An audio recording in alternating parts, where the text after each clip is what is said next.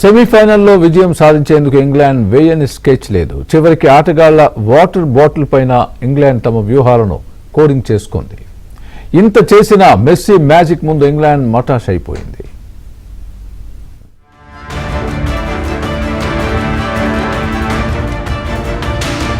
Match తర్వాత ఎవరి సంబరాల్లో వారున్నారు. కొందరు గంతులేస్తే మరికొందరు కూలబడిపోయారు. ఇంతలోనే ఓ వాటర్ బాటిల్ అర్జెంటీనా ఆటగాళ్ల కంటికి కనిపించింది.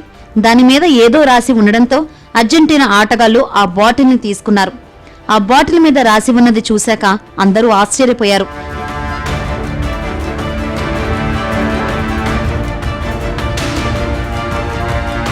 ఈ bottle England goal keeper Jordan Pickford the.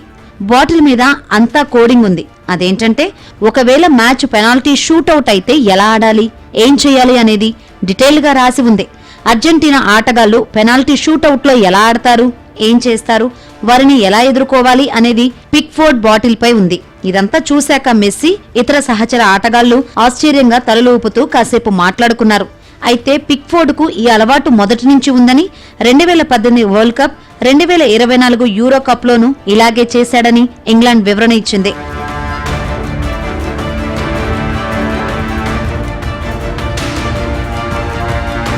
మరోవైపు ఈ మ్యాచ్ తర్వాత అర్జెంటీనా వివాదంలో చిక్కుకుంది. అర్జెంటీనా ఇంగ్లాండ్ మధ్య దశాబ్దాలుగా నెలకొని ఉన్న ఫాల్క్లాండ్ వివాదం మరోసారి తెర మీదకు వచ్చింది.